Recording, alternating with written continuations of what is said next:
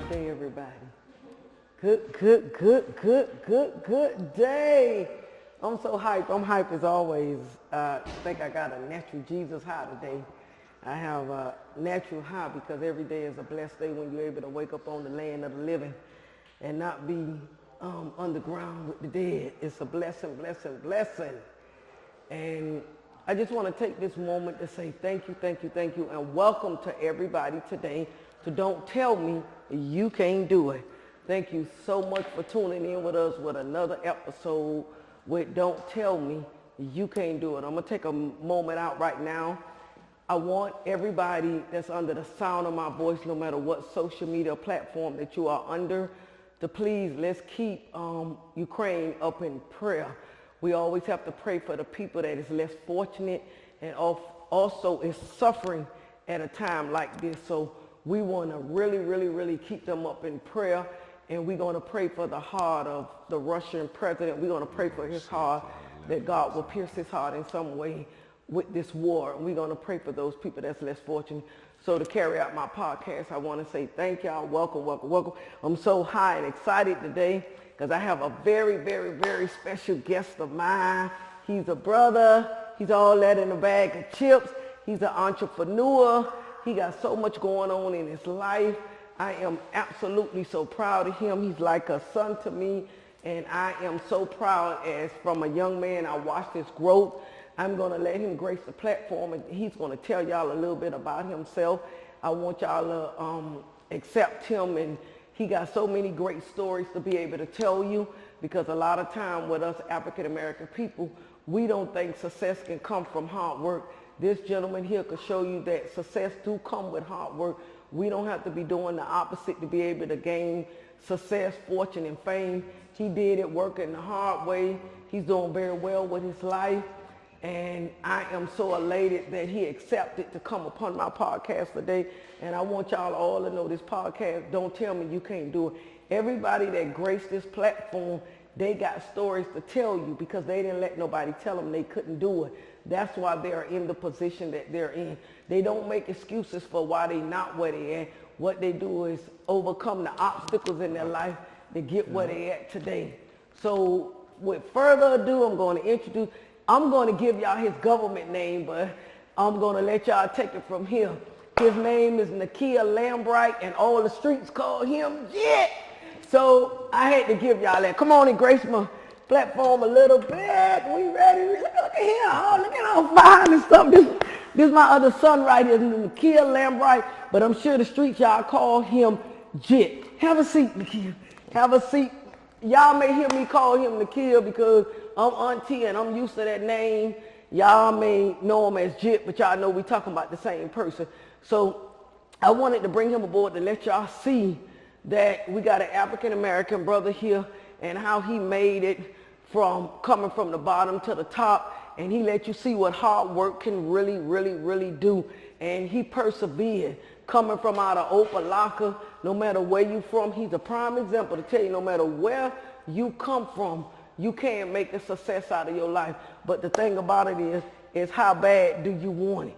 Do you want it without making excuses? Oh, I don't have a college degree, or I wasn't growing up with both parents in the house. I had little obstacles along the way. You could tell from his story, no matter what he went through, all the obstacles, look at him today, he made it. So tell us a little bit about yourself. Looking all nice, looking at all that. What's going on? You married yet? No, not yet. He not married yet, y'all, but I ain't gonna say you're on the market now. Tell us a little bit about yourself, Jet. Well, you basically said it all. I'm from Opalaka. I was born in Liberty City, but we moved to Opalaka when I think I was about 9, 10. So, I claim Opalaka because that's where I was raised at. I come from a single parent home. My mom raised me and my little brother. What else you want to know? Yeah, okay. So everybody know, if y'all really don't know, he owns his own paint and body shop. I believe it's called Old Paint and Body Shop. Old Paint and Body Shop. He take an antique car and make it look like you just brought it up the lot. I think he was a part of the eras back in the 80s that people well, you what y'all would call bowling ball colors, right? That was back in the day. We Yeah, don't do I that know no back more, in the but days. You know, I'm old Candy, school. Pearl. Yeah, he came back from that. So he have a successful paint and body shop. Maybe 7 months ago, him and Eric James, he was on the front cover of a magazine on his success and bringing back an antique car and bringing it back to life. Y'all can check out that on his social media site. But during your time coming up, because I know he can't, like he said, he Liberty City, but he came up at Opalaka. He had a single mother that raised him and his brother. And one good thing about it, he had a praying mother. And that's very important when you're raising your kids, especially African-American kids. Because y'all know sometimes society say that that's what we going to be. You know, the black brothers, we either going to be in jail, we going to be dead, or we ain't going to be nobody. And this is a prime example with a praying mother and staying on their back and pushing them and believing in them, and look what he turned out to be. So tell me, coming up, how was in Opalaka coming up? Man, you know, it was, I can't say rough because, you know, my mama always made sure we had it. So I can't say rough, but it wasn't easy. You know, it was, we never, when people say rough, I think of rough as no lights, no water, right. You know, things of that nature. We never went out without lights and water stuff. Because your mama saw that y'all didn't do that. Yeah. Right. She saw that y'all had the very best of what needs to be.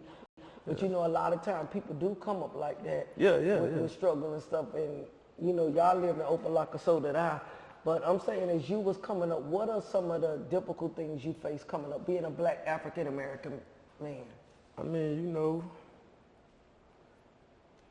the regular stuff, crime, your people's getting shot, killed, seeing drugs, all that, you know, just a lot went on in Opalaka. But when I say rough, I try to stay away from that word because, you know, some people really had it rough. Yeah. We don't know how blessed we are, right? Right. That's what I tell people when they complain. I saw something the other day. It was a line full of gratefulness and it was complaints, and it was more people in the complaint line than it was in the grateful line. Right. And like you said, even if y'all had a struggle, you didn't know the struggle because our parents kept us from seeing the struggle. Right. They might have had it, but we didn't have it. Right. But I'm saying, like, coming out of Opalaka, coming up and going into the career you in and doing some of the things you did, you know, you the oldest. So what did you want more out of life coming up out of Opalaka, just coming up period as an African American male? What did you saw coming up out of there that you wanted more for yourself? Well, you know, it was how can I say it? I'm looking for the word for it. Like, everybody kept doing the same thing.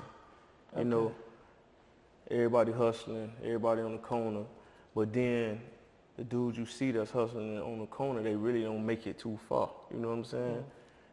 Either get locked up, go to jail, get killed. So it was like a ongoing process. So I always said to myself, like, I wanted to make it out the hood. Like, I wanted to do something different. Not saying that I ain't get involved in the streets because, you know, my story, you know, I did. After college or whatever, I got involved in the streets. And but still, I always wanted to make it out. I always wanted to make something of myself.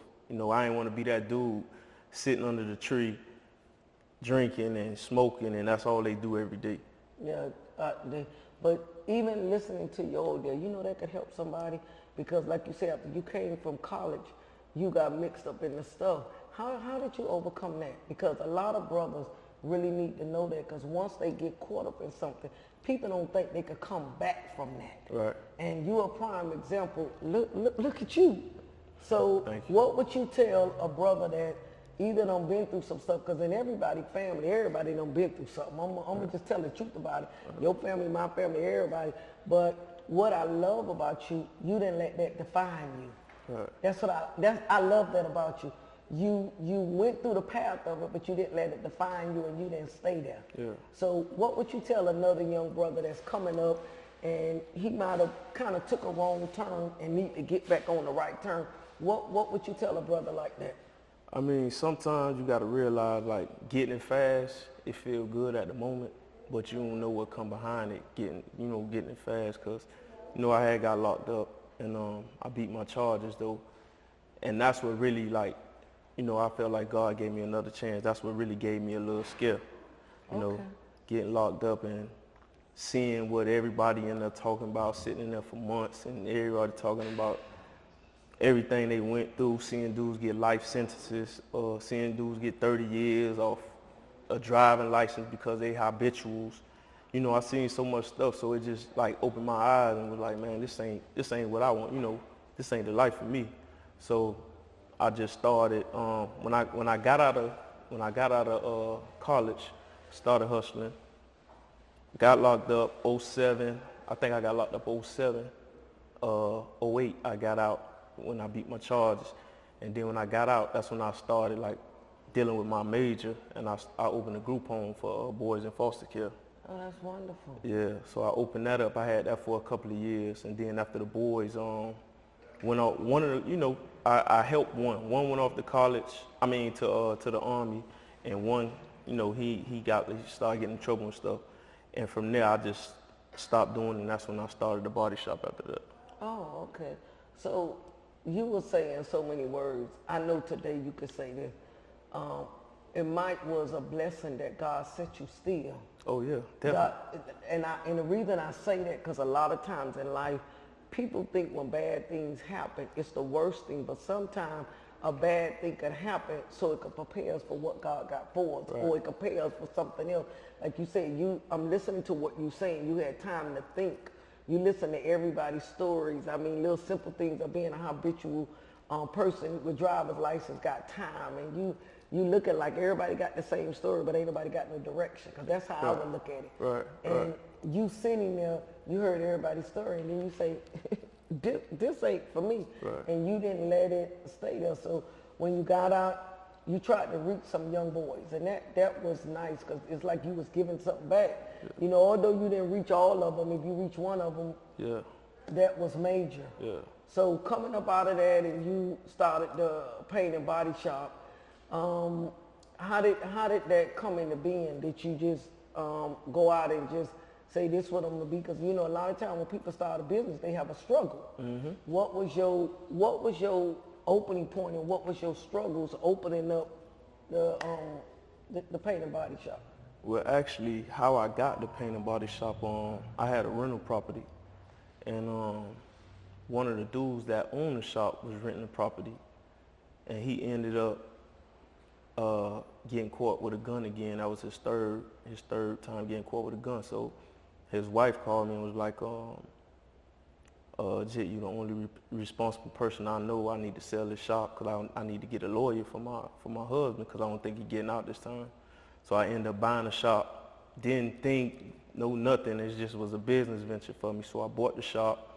And then I had one of my homeboys that grew up in the hood with me. I knew he knew about body work and things of that nature. So I ended up going to get him out the hood and a couple of my other homeboys, and we started from there, 2013.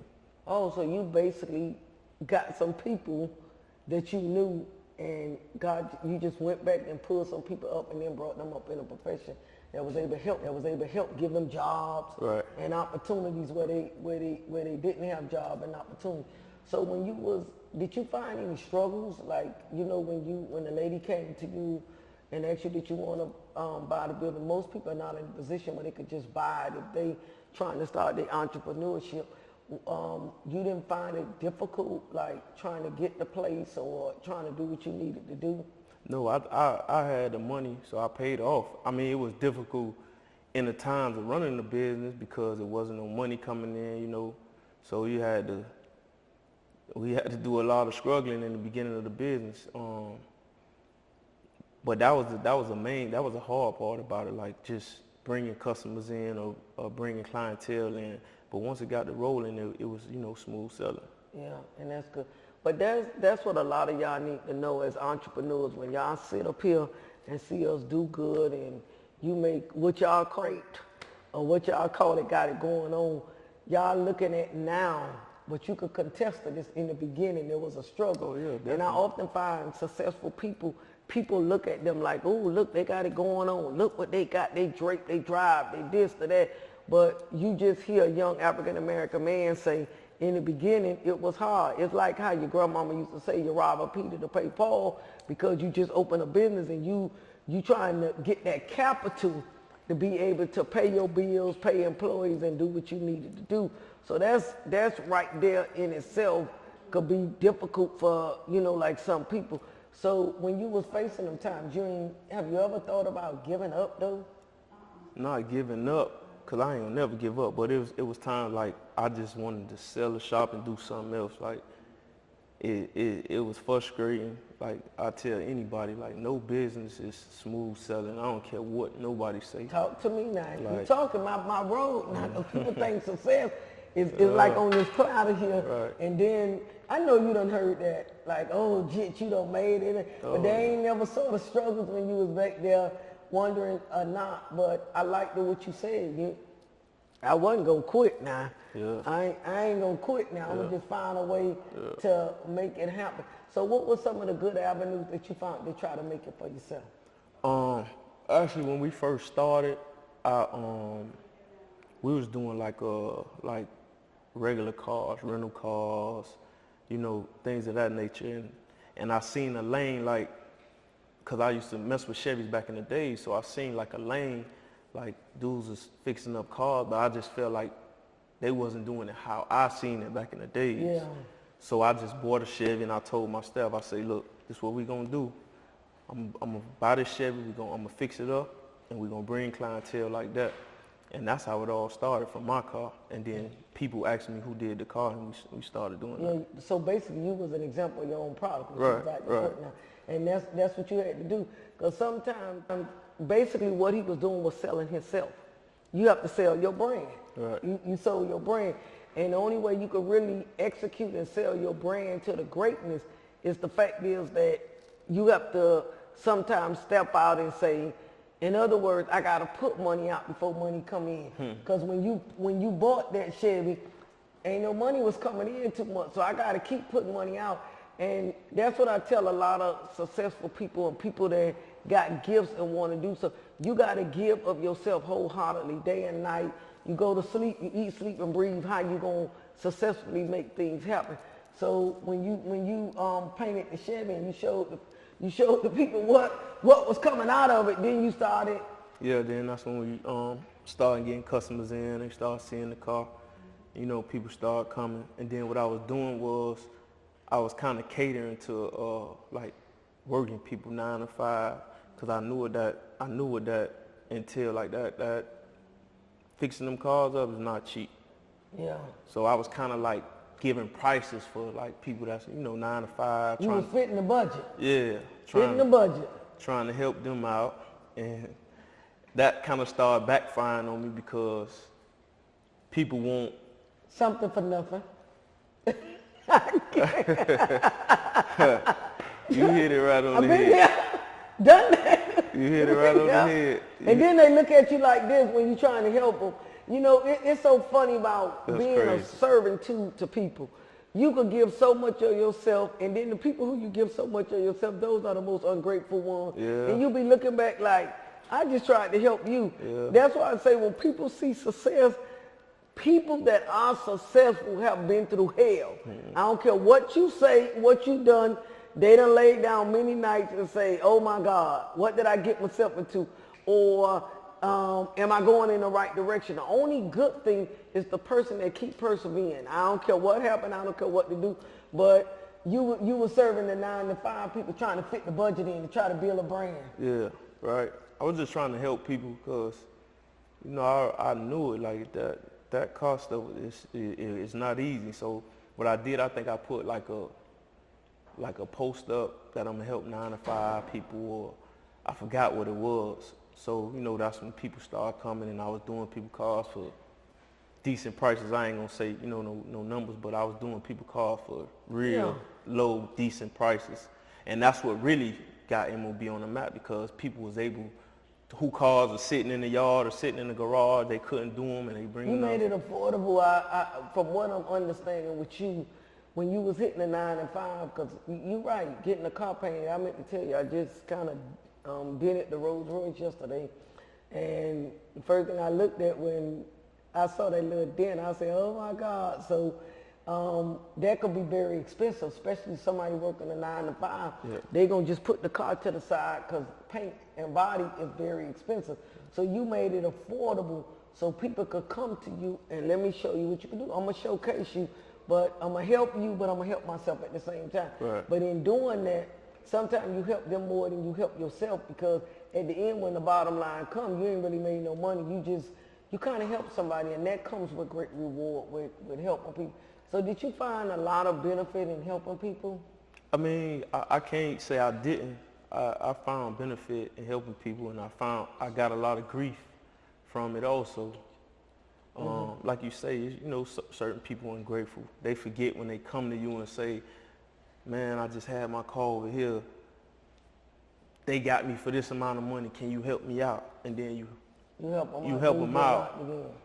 And it was like you say, it was a story. Trust me. Yeah. I'm telling any successful person that you're gonna face that. I think that's the process of the ladder of success. You're gonna get hurt, and what I find is the people you help the most is the ones that hurt you the most. I don't know why it's like that, but don't you could contest to that, because it's like that's deep. They can go like you own the paint and body shop. They could go out there where them Cubans at and them white people at. They ain't gonna play that. Right. They gonna pay what they want, do what they want, do this. But then when they come to the black people, oh yo, you know, they bring their race card on. Yo, you know, we brothers and stuff. Can you help me out a little bit? Then you wind up helping them out, and then later on, when it's either time to pay or do something, you get the bad end of the stick. And I don't know, in my profession, I bring professional elegant service at an affordable price, and I literally like give people what, and I look at my establishment and look what I do, and I basically, and I ain't shining on nobody. I tell people I ain't cocky. You know, you don't tell me cocky. I'm just confident. I got the best thing out there smoking. But then you won't come to me, but then you will go over here and you'll pay them everything they asking for. But then when I want to give you better, you want to try to undermine me. But then you say we sisters and brothers. And it applaud me because it happens with us. You understand? Like, we trying to beat each other, and this is how we eat. Yeah. So I'm helping you. So why can't you reciprocate that back to me and help me so we could kind of do better with our lives and stuff? So trust me, as you sit here, I already know your story, because I sit among successful people, and I don't know nobody that has made it that has not given of themselves and got burnt in some type of way. Right. But I'm going to tell you one thing, you didn't let it stop you. Right. You just came up with a different method. Like with me, when I got burnt, I just say, you know what? Ain't nothing going to stop my drive, but I'm going to just do it a different kind of way. So I started doing things differently, where if you did leave, you didn't burn me and I didn't burn you. We left with, and what I learned is, and I'm sure you learned in your business, you just don't do credit. I know. Well, with my business, you can't do credit. It's basically like you just gotta pay what it's worth at the end of the day. Like, and then I just learned that, like, say for instance, if a paint job costs a certain amount, I don't want you coming to me saying, oh man, take this off so you can help me out. Pay this, so if it's not done right, I gotta do it over. But if it's not done to your advantage and I gave you a discount, and then you still want to say, oh, look at that, or look at that, or look at that. Yeah. You understand what I'm saying? So now I learned, like, you just got to charge what you worth. Yeah. And if people come, they come. Because you got to believe as having a praying mama and knowing how we brought up in the church and everything like that. One thing about it, if God take you to it, he going to bring you through it. Right. And guess what? You have to get what you work, because guess what? When you undermine yourself, I think you just undermine your values. And I think as a business person, we all have undermined ourselves to get to the ladder of success. But then what did it help us? Like you say, and I love that, you pay me what I'm worth. If you don't want to pay me what I'm worth, then go down the street and it'll be okay, because I look at it, God gonna take care of me. It's just like God gonna take care of you. But don't you know, around you, and I'm sure you know, there's a lot of paint and body shops, what makes you different from all them other places? I just feel like I put a little, I can't say me, like we put a little swag on the cars, a little different from what other people do. I never said that we was the best paint shop, you know, but we only been around 7, 8 years. We gonna eventually be the best. We working at it, you know. Some people been around for 30 years doing this same thing. I just feel like we put a little more swag to the cars, you know, and we still working. We still. Yeah, but I'ma just, you know, I'ma go there because I'm just that type of person. Don't say you ain't gonna say you the best yet, because you are the best yet. Don't never put yourself behind people. Always put yourself in front of somebody. Yeah. You the best at what you do. You just said, oh, I know my work. So to me, and I know as people been out there in my industry 30, 40 years. July will be 14 years for me, but I'm the baddest thing smoking. Why? I'm going to put myself out there, because if I don't do it, ain't nobody else see it. Right. You understand what I'm saying? Right. And you are the best at what you do, because you already got a name. Not too many people grace a magazine like you did. When you worked with the celebrities and you did that, not too many paint and body shops. So sometimes we got to speak in existence as though it is. Even if it ain't like that, we have to talk it in existence. Right. Because I think it's power in the tongue. You are good. I'm so proud of you, because I saw you when you was knee high. And when I see you now, I think you have done a phenomenal job with your life, doing what you're doing, you grinding. And what I love, you set an example for a lot of the brothers. Like you say, to me, the streets ain't gonna lead you but two places. That's in the jail and in the grave. You gonna go behind somebody, you gonna come see me or somebody like me. Just the bottom line. Right. Hard work, you ain't gotta be watching behind your back. You're gonna do what you gotta do and just try to make things happen. But I think you are one of the best, and you gotta put that out there, because I hear people talk about your work, and even before this podcast, I do a little bit of homework on people, and people ain't even know. I say, man, it's like my nephew. What y'all talking about? And people don't know if you don't connect yourself, because I don't really say that, because I don't want people to say this happened and this happened, but look, what you so did. So finding the difficult things were coming up and making sure things happen. You just made a good thing in your life. So how's the paint and body shop going now?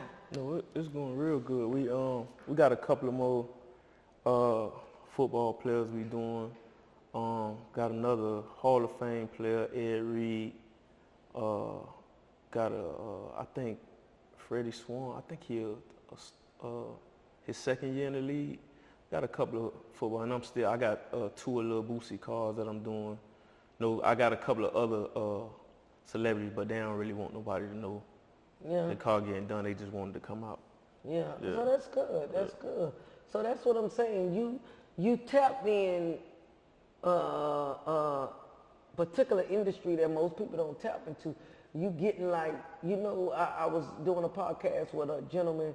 He's an interior decorator, and he basically do celebrity weddings. He got his set standards like how with you, because basically you doing a lot of the people that's like on quote, the people that ain't coming to you ask them for discounts. They coming to you like, this is all I want.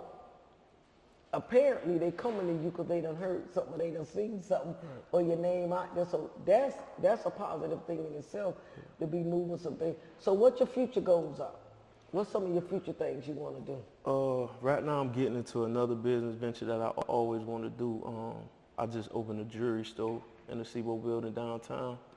So that's my neck of the water. Though. You trying to venture out there? That's where the jewelry at the Seaboard. See, a lot of y'all don't know about that. There's downtown, the Seaboard building. If you look in there, that's where all the jewelry at. That's where all the million jewelry stores, and a lot of people that done ventured from the Seaboard building and open up these private jewelry stores. So you want to get into the jewelry thing? Yeah, I'm already into it. I done did a couple of pieces for a couple of people, but I'm actually remodeling the store right now, and I should be open in about another month. Oh, okay. Yeah. So what's the name of the jewelry store? Fly Customs. Oh, all right, y'all. Here, right here, Jit opening up a jewelry store coming soon. I guess y'all can check out his Instagram, all his social media sites. He got a jewelry store coming. Fly Jit? No, it's called Fly Customs. Fly Customs. So apparently it must be mean you're gonna be fly and the stuff is custom. So when you think that's gonna be open up? About another month. Should be open in another month. Okay, so you're gonna be doing everything. What kind of jewelry you gonna be doing? Custom pieces, whatever jewelry they want. Watches, whatever you want. Oh, okay. So y'all can see a prime example. Maybe he wearing one of his pieces right now. Yep. Yeah, he wearing one of his pieces right. All right, okay. He wearing one of his pieces right now. So y'all see a brother here. And another good thing about it, what made you get into that? Because you don't see too many brothers got no jewelry store now. Come on now. I got tired of getting robbed. What? Got tired of getting robbed. Basically, like buying jewelry and finding out it's not worth what you paid. So here I go again, want to help people. So that's what making me open a jewelry store. Like, you know, of course I want to make some money, but that's the ultimate goal, everybody. Yeah, of course I want to make some money, but not like literally rob people, you know, selling jewelry. Yeah, okay. But that's a good thing. I've noticed a lot about that too, because I know a lot of people that go to jewelry stores and they do all kind of stuff. But me, most of my jewelry is custom too, like yours. Yeah. But I go to the high-end people, like I really do. And maybe I'm getting ripped off, but I get what you call that, warranties and deeds on my stuff. Like I know a lot of places people was telling me they go buy Rollies or whatever. I went to the Rolex stuff because I know that 10 years from now my value gonna be the same on my Rollie instead of me buying something. I go in there, well, you know, tell me what they're worth. Oh, that ain't real. Yeah. I got papers on it. You understand what I'm saying? And you pay a little bit more, but you got a guarantee. So you gonna be able to give people that kind of stuff? Yeah, papers, box papers, everything.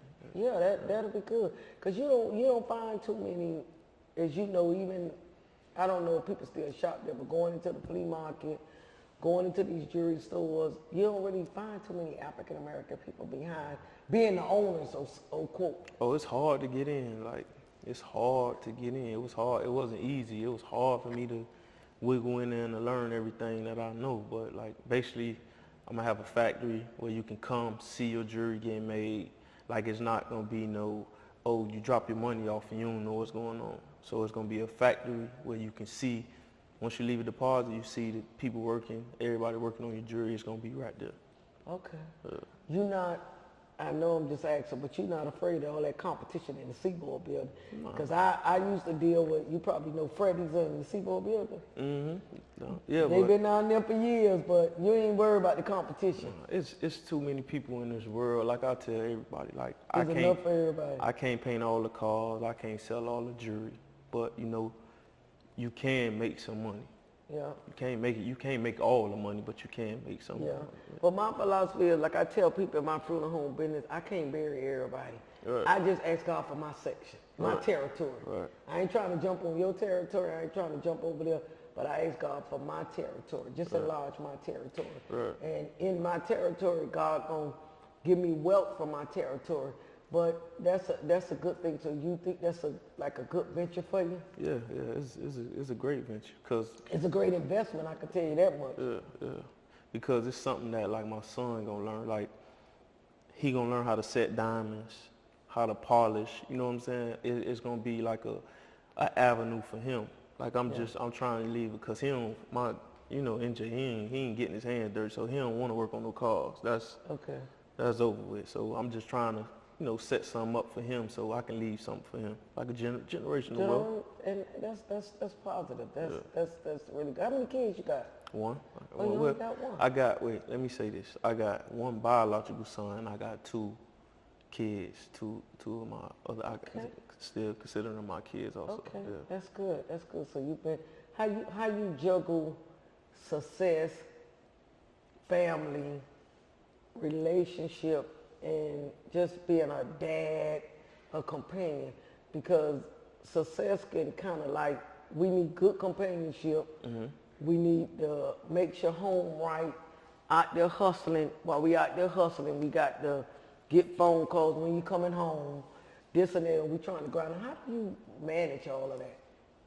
Well, first and foremost, like my son come first. So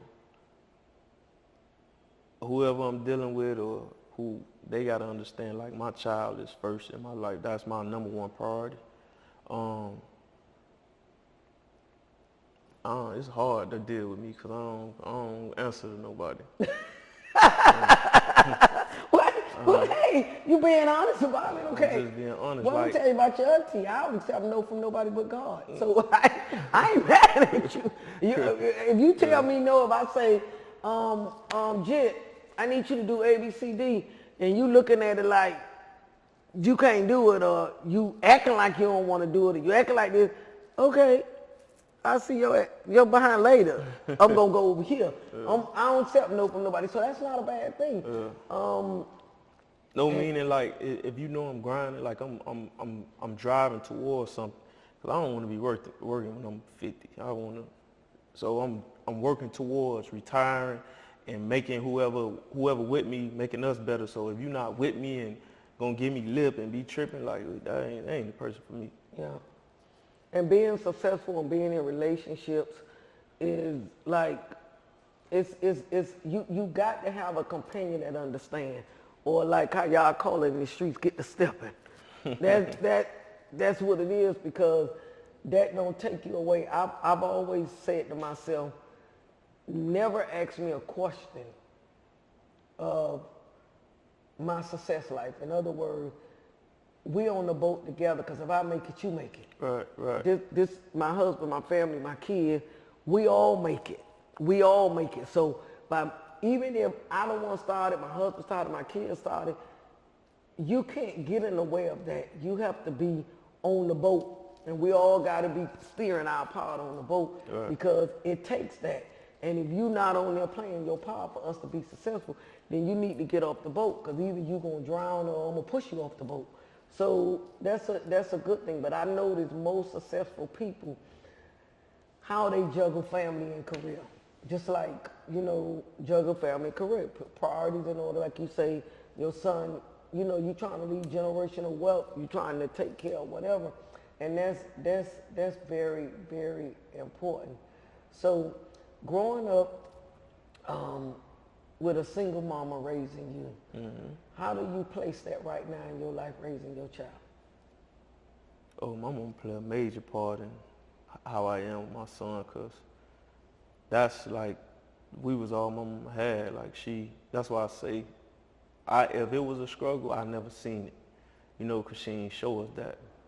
Later on, she told us, about certain struggles or whatever, but as a kid, I ain't see it. So my mom always pushed me to grind, to get to the top of the mountain non-stop, So I just have a drive in me that my mama instilled in me. My daddy too, I can't leave him out. Like, he was a hustler, and I think that's where I get it from. Like, my mama did her thing, she worked, but my daddy was a full-time hustler, like, and I think that's where I get a lot of that from. Yeah, but that's a good thing. You had it on both things.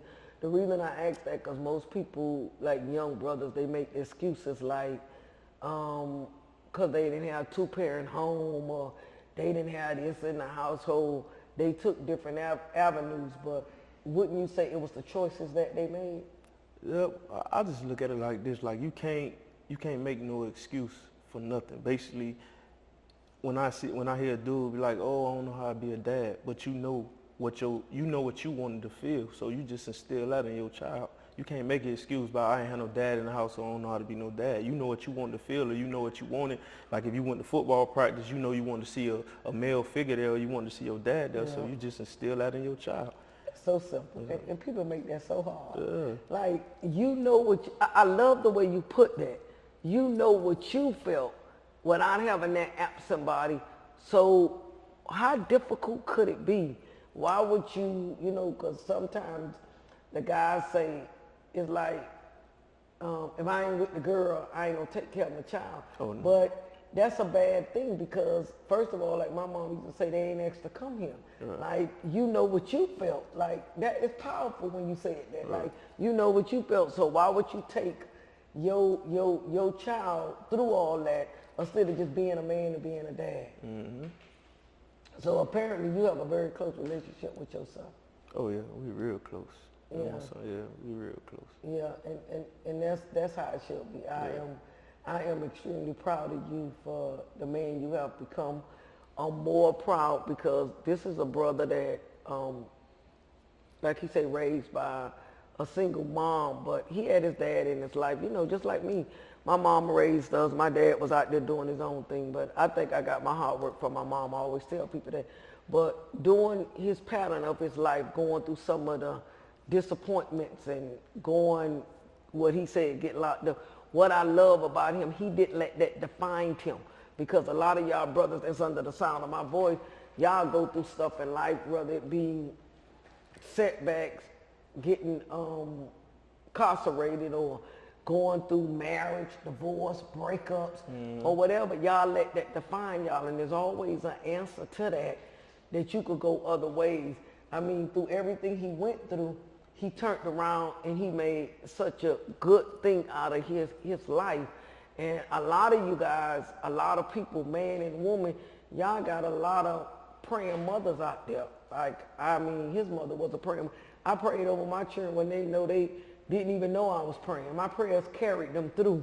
So he persevered, and that's what I like about it, because I meet a lot of young guys that either got in trouble with the law, they went to jail for a little period of time, and they say they can't find no job. What would you tell these young gents out there? And they feel like it ain't no pattern to them, so they become habitual offenders, because they figure like when they get out of incarceration, ain't nobody gonna hire them, nobody gonna give them an opportunity, and ain't nobody gonna believe in them. Yeah. I mean, at the end of the day, you gotta really believe in yourself. I can't say it's not hard for dudes that got felons. I beat my charges, so I ain't have a felony on my record, so I was able to do a lot of stuff. But for the ones that do have felonies, like, just better yourself with education or a trade, you know, and figure it out. Once you figure it out, then you can start your own business and start from there. But don't just lay down or feel like you got to go back to the streets because nobody won't give you a chance. You got to give yourself a chance. Yeah, and believe in yourself when nobody else will. Right, right. Yeah, that's very, very powerful. And I always tell y'all that your first cheerleader should be yourself. Yeah. I mean, I'm serious. Don't you agree with that? Yeah. When nobody see your vision, and I'm sure when you was doing all the stuff you was doing in your life, a lot of people didn't see where you was going with that. No, when I first opened the shop, that's the first thing people said. You open a paint shop? You don't know how to do that kind of work. You played sports, so you did this. And at the shop, my boy will tell you, at the shop, we had the shop from 8 o'clock in the morning to 4 o'clock in the morning, just grinding non-stop. That's what a lot of people don't see. Yeah. We did that for maybe a year or two straight, like just grinding non-stop, building it up, working. Like it wasn't easy. Yeah. But you got to keep pushing. Yeah. So what you would tell somebody that want to be successful, they running through obstacles in life? Because I try to, you know, with this podcast, Jit, I took my life and let people see that if I could do it, you could do it. Right. And hard work pay off, and let them know they can make honest livings and stuff like that. And I get a lot of females that they trying to do their thing, you know, and everything, whether it's male or female, they trying to do their thing. And I try to encourage them to tell them, don't let nobody tell you can't do it. That's why I named this podcast, but don't let nobody tell you can't do it.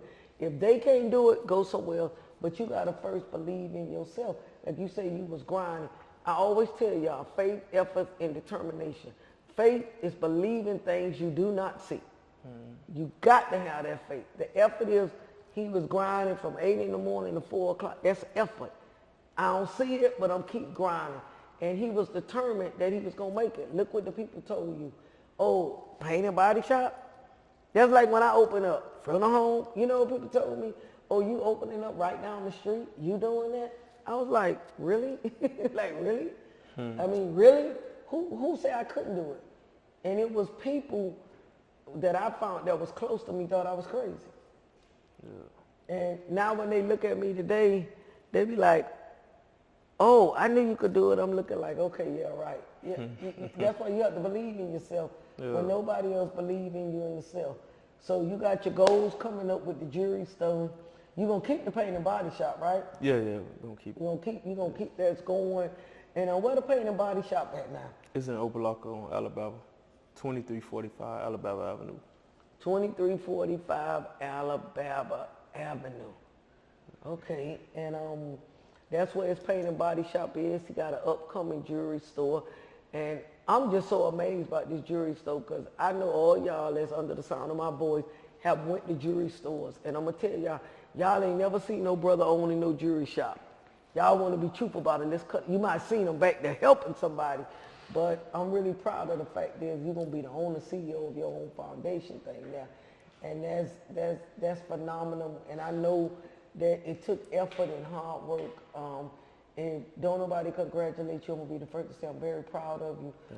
Coming from out of Opelika, you know I knew you got a praying mama. Me and your mama talk about that today. She tell me, I don't even know why you so surprised you like that, because I already knew you was going to be successful. You like them dead people. She'll tell me stuff like that. I said, okay. She said, but you keep them to yourself now. So I was just different.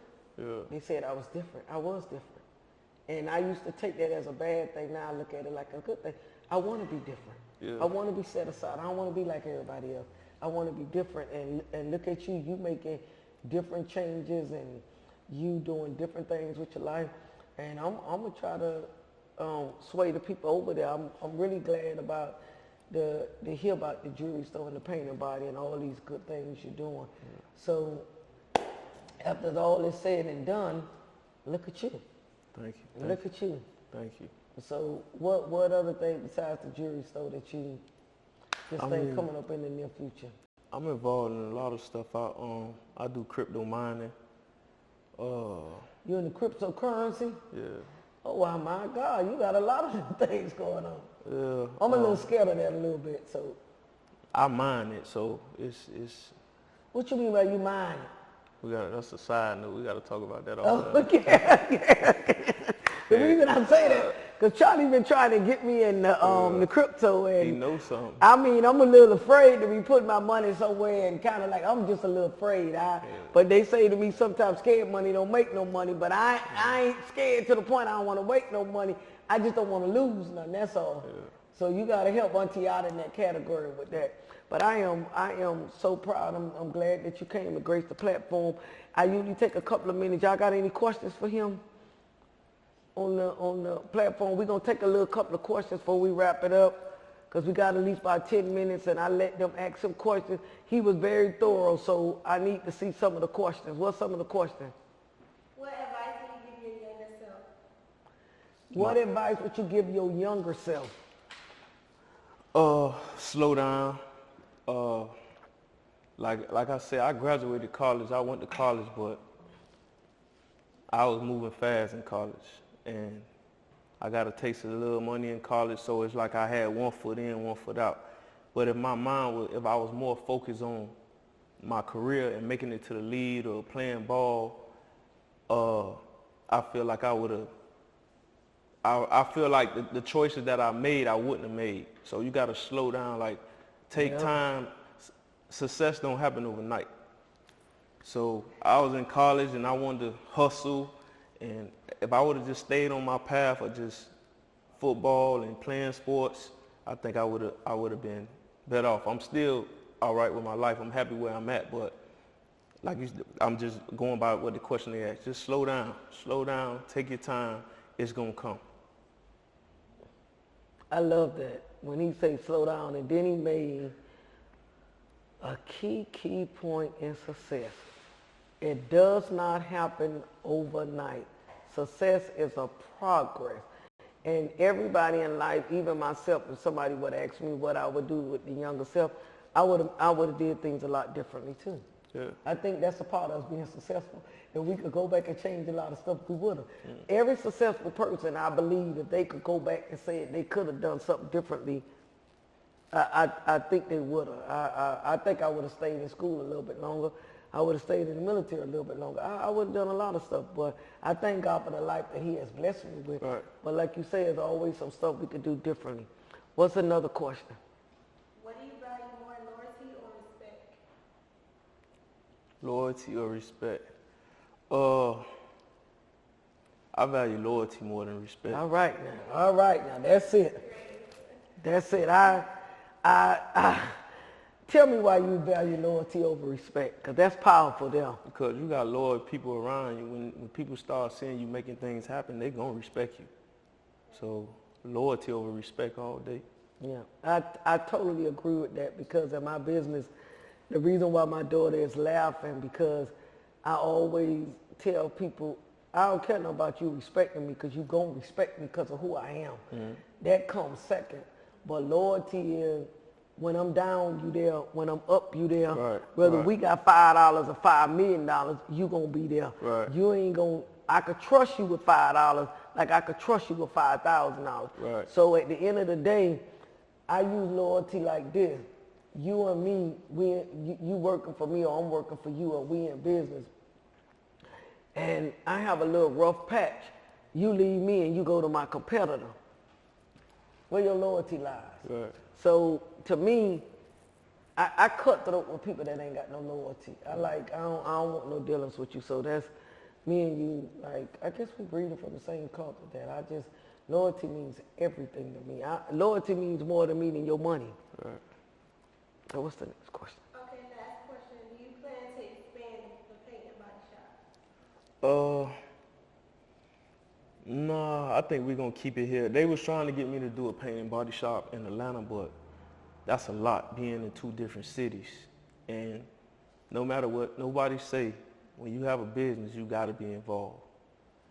That's not a franchise like it's gonna run itself. You gotta be there to check on it. So that's the only reason, like, I won't expand it to another city. Yeah. Did you get what he said? When you have a business, you have to be involved. I was listening to one of Oprah. I listened to her, Steve Harvey, all these successful motivational speakers, because I'm a motivational speaker, and you always got to oversee your operation. Yeah. I don't care who you pay to do it, you got to oversee it. And your hands got to be in it.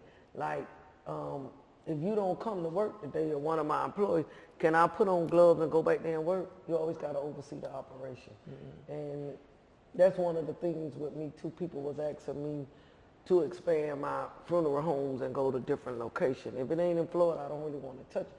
Where I could get there in a few minutes, mm-hmm. and I could get here and get there. Somewhere I can't be, you got to have your hands in it. So I thank y'all so much for y'all questions. I want y'all to hit Jit up. He's in Alabama. He got one of the best paint and body shops in Alabama. I'm sure y'all could catch him on his Instagram, social media sites. I'm going to tag y'all on every social media site so y'all can know where his location's at. And just as we patronize the other businesses as far as jewelry and our custom pieces, let's look out for a brother that's trying to make an honest living, and let's patronize. I know when he opened up, all he got to do is come on my social media site and send me an inbox. Hey, I'm open. He have a grand opening. I'm open. I'm going to do what I got to do to step out, and even if I buy a piece or whatever, because you know I like nice, fine jewelry, and he's offering that. But I want y'all to hear everything he said in his story. Basically, he explained to you where he came from. He even was as raw as to tell you that he got in a little something in the street. Thank God he had a praying angel over his head, because not too many of us beat charges or beat the things, but he was one of them that beat the charge, and he kind of like didn't let that define him. And whether you in a case or you out of a case, you don't let anything define you. But what I love mostly about it, he didn't let nothing tell him he couldn't do it. He went from one thing to another. And listen to what he said in his story. He had some rental property. He sold a rental property and bought his paint and body shop. Everything he did in his life was business, and it was transition, going from one step to the other, believing, well, I could do this and I could do it. And when he opened up the paint and body shop, like he said, he didn't know much. But look what happened. He didn't let him not knowing. He went and believed by faith that he bought it. And then look how he turned it around. He said he went and got this person. People that knew it, he brought them in to teach him. So in all that we do, we can't never be to the point as people say what we can't do. I mean, he's a living example of that. And that's why I'm just, y'all may say I'm saying it because, you know, he like a nephew to me. No, I watched his life, and I am so very proud of him that he made a blessing out of his life. And then he not even stopping with the paint and body shop. He's doing other things. So as I bring people on every week, I bring them on there to encourage you. And I hope something from Nakia Lambright's story, as they call him, Jit, could encourage your life. And if there's anything that you need to know in his field, I'm sure if y'all holler at him on Instagram or one of the social sites, he will be able to help you out, because he told you he had a little group home to help people. And even in his story, I listened to him when he opened up the paint and body shop. He went and got people to work. Then he said, I went over here and I did this. I got the group home. I got out. I went in the group home. All his story pertains to helping people. And there's some good, successful people out there that will help you. And he gave you his story. And I learned a lot because I saw his story. I saw where he came from. But the blessing part about it, what I love about him, he didn't let nobody tell you he couldn't do it. And he said it in so many words. I don't let nobody tell me what to do. And he did it. So thank y'all so much for tuning in us with today with Jit. I appreciate all of y'all that's under the sound of my voice. Please support, tag, and share my video. Please go to YouTube. This will be on YouTube, and y'all could go on there, listen to the entirety of the story, and y'all patronize and support. Remember, if you don't do nothing else, know what I say. Faith, effort, and determination. And please, don't tell me you can't do it. Y'all have a wonderful day. And let's continue to keep Ukraine up in prayer and the people that's less fortunate than us. As I listened to Nakia, he said that he might have had struggles, but he never knew they had them because he had a praying mama over him to say that. And that's the same thing with me. I had struggles coming up, but my lights and water was never off. And if they was off, my mama ain't let me know they was off. Right. So we are so blessed. And one thing we do a lot, we complain a lot. Try to put yourself this week, coming week, put yourself, if you was living in Ukraine and you was living in these foreign countries that wasn't doing good, you'll stop complaining and thank God how blessed you are. We are truly blessed as a nation. We are truly blessed as a nation because we have the freedom to do what we want to do. And in these other countries, they don't have freedom. The greatest gift to us is health and being able to have freedom to make a choice. So thank y'all again for tuning in. And don't tell me you can't do it. Thank you. Thank you. Y'all come on, get some.